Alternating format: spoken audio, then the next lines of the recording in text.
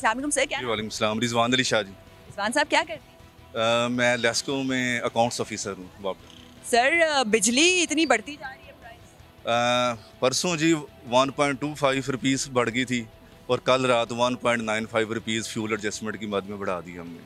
और उसके अलावा जो अब हमने जो अगले हमारे 9 माह के लिए $3 अरब जो हम ले रहे हैं IMF से, उसके लिए हमें 50% गैस और 4 to 5 रुपीज़ जो है इलेक्ट्रिसिटी भी जो है ना उसकी इंक्रीज़ करनी पड़ेगी। सर तो कितना हो जाएगा जब इंक्रीज कर देंगे टोटल? देखिए जी, एस्टिमेटेड एक यूनिट कितने का होगा? उसमें ये है कि अब डिफरेंट स्लैब चलते हैं। एक तो ये है कि 200 तक जो अगर कोई हमारा कंज्यूमर है 200 तक बात कर लेते हैं क्योंकि वो सबसे नीचे होते हैं हाँ ना। जी, 200 उन्होंने सबसे कम से 200 यूनिट्स के लिए बंदे के लिए यूनिट कितने का होगा? देखिए उसका थोड़ा सा डिटेल्स अगर मैं बताऊं तो वो ये है कि अगर तो उसने पिछले 6 माह तक जो है उसमें 200 से लेस उसके यूनिट्स रहे हैं मंथली कंजम्पशन जो है, तो उस पर जो टैक्स वगैरह जो डिफरेंट है, सेल टैक्स है, नीलम सरचार्ज है, फ्यूल एडजस्टमेंट सरचार्ज है, सोन जो सरचार्ज है, वो उस हिसाब से नहीं पड़ते। जो ही आपका जो स्लैब रेट है यूनिट्स का वो 200 को इंक्रीज़ करता है तो फिर उसके साथ ही उसको जो डिफरेंट जो गवर्नमेंट ऑफ पाकिस्तान के जो इम्पोज टैक्सेस हैं वो उसी हिसाब से उसके ऊपर पड़ जाते हैं। अगर हम बात करें 200 यूनिट्स की तो 200 यूनिट्स जो हैं एक घर में सिर्फ एक एनर्जी सेवर चल रहा है 200 वाट्स का लगा लें या 300 वाट्स का, और एक पंखा चल रहा है, तो कितनी देर में 200 यूनिट खत्म हो जाता है? देखिए ये है कि 24 घंटे चल अगर आप बता रही हैं तो इस हिसाब से तो शायद ही कोई ऐसा पाकिस्तान घर रह गया हो जिनके पास इतनी कम यानी एक सर हम एक एस्टिमेट लगा रहे हैं ना, यूनिट्स का आइडिया नहीं होता कितने लग रहे हैं कितने नहीं, तो 200 यूनिट्स वाला बंदा जिसके घर में 24 घंटे एक पंखा एक जो है लाइट चल रही है वो कितना अर्सा चल रहा है? मिस इसमें जो है ना दो तरह के हमारे पास मीटर्स होते हैं।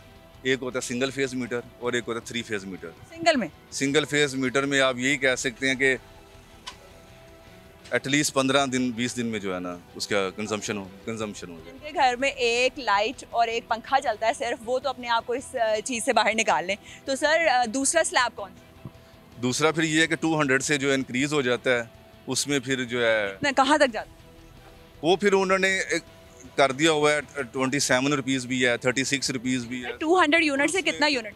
अगर वो डोमेस्टिक है तो उसमें अलहदा उसका रेट लगेगा, अगर वो कमर्शियल है तो उसके अलहदा उस पर रेट जो है ना इम्पोज होगा। एक और मसला जो बड़ा इस बार देखने में आया पिछले दिनों वो ये था कि किसी का अगर 0 यूनिट भी है ना तो उसको टैक्सेस इतने लग गए, तो अगर 0 यूनिट है तो कितने टैक्सेस आ गए? देखें ये है कि वो उस टाइम जो है फिर उसके बाद जो वापडा ने लेस्को ने उसकी जो बिलों की जो थी करेक्शन कर दी थी कुछ ऐसे।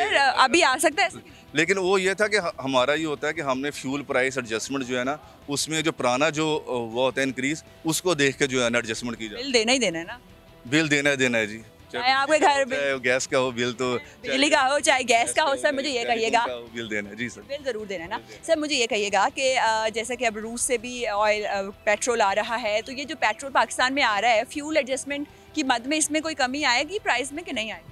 देखें जी अभी तक जो रशिया से हमारे पास जो है ना सिर्फ एक जो है ना बहरी जहाज आया है, 2 आ गए तो दूसरे आ गए। अच्छा जी, तो उसमें ये है कि उसको फिर यहाँ पे रिफाइनरी में जो उसको साफ़ करना और उसके बाद फिर इस्तेमाल के काबिल बनाना, ये सारा तो जो है बाद का प्रोसेस है। लेकिन ये है कि जिस तरीके से अब आना शुरू हो गया रशिया से, तो ये है कि उस पर, लेकिन मैं आपकी बात को थोड़ा सा डिटेल में जाऊँ कि अभी जो आपने जो $3 अरब लिए हैं उससे IMF से, उसमें जो है जो पेट्रोलियम के ऊपर एक लगती है लीवी की मद में, उसमें भी वो कह रहे हैं कि एटलीस्ट 10 रुपीज़ जो है हमें गवर्नमेंट ऑफ पाकिस्तान कह रही है इंक्रीज़ करना पड़ेगा पेट्रोल की प्राइसेस में, और इकट्ठा जो गवर्नमेंट उसको इंक्रीज़ 10 रुपीज़ नहीं कर रही। वो यही सुनने में आ रहा है कि 5 to 7 रुपीज़ फर्स्ट टाइम, और दैन उसके बाद जो है ना लीवी की मद में जो है टैक्स जो है पेट्रोलियम के ऊपर वो जो है इंक्रीज़ कर दिया जाएगा।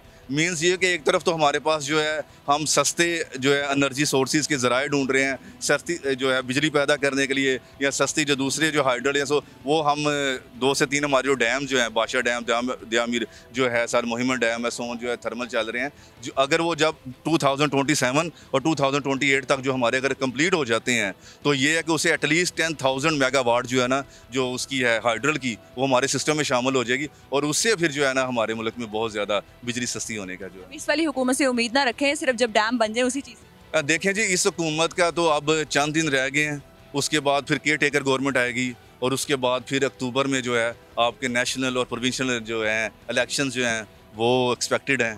तो how do you see IMF का कर्जा कि IMF जो कर्ज दे रही है उससे पाकिस्तान, ये तो समझ में आ गया कि बिजली जो है वो पाकिस्तानियों के लिए सस्ती नहीं होगी।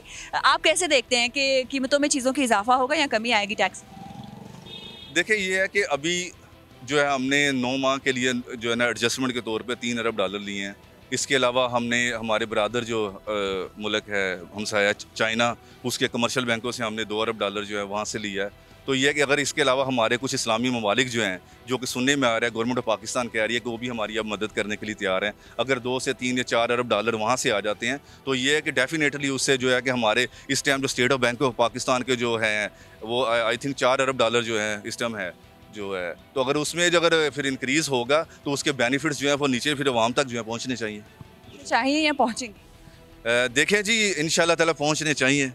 चाहिए सर, कहिएगा कि ये सब ममालिक से पैसे मांग कर कर्ज शर्ज लेकर टैक्सेस में कमी करेंगे, क्योंकि IMF ने तो अपने मुआहदे और ज़्यादा स्ट्रिक्ट कर दिए थे कि टैक्सेस कम नहीं होंगे। देखिए टैक्सेस जो हैं वो तो कम नहीं होंगे, नो डाउट, इसमें ऐसी बात है, लेकिन ये है कि अब हमारे पास और इसके अलावा कोई शॉर्ट टर्म जो है ना वे नज़र नहीं आ रहा था।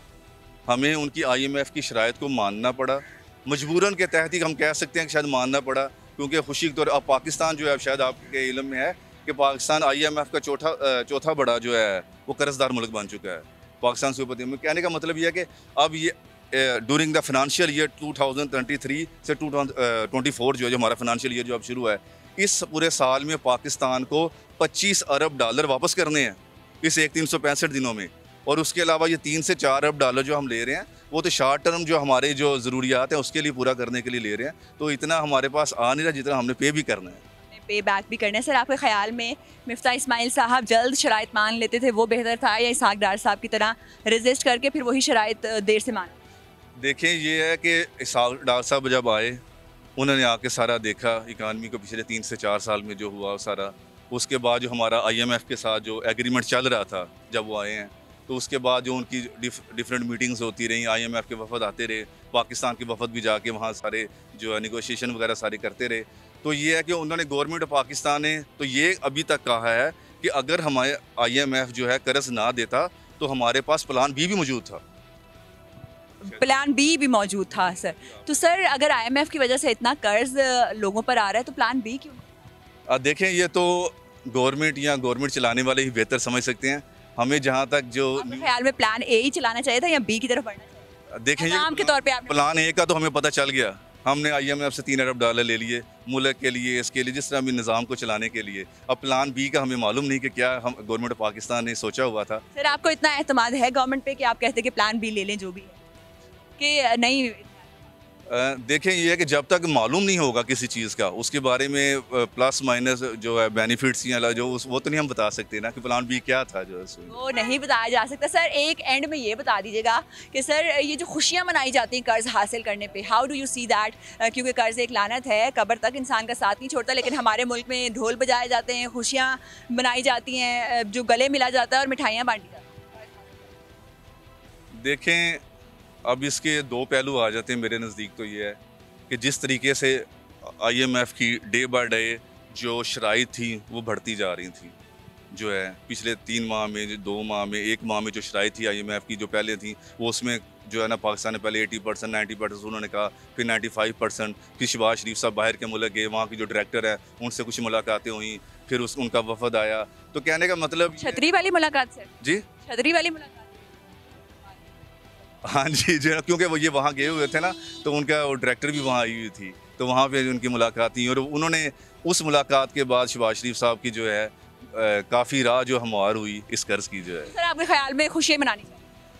अगर आप वज़ीर ख़जाना होते खुशियाँ मनाते हैं आप? नहीं जी खुशियाँ कोई भी नहीं मना रहा। आप होते तो सर आपने ये बताना है कि आप खुशियाँ मनाते हैं या अफसरदा? नहीं जी मैं तो अफसरदा ही होता है कि किसी से कर्जा लेने के लिए जो है ना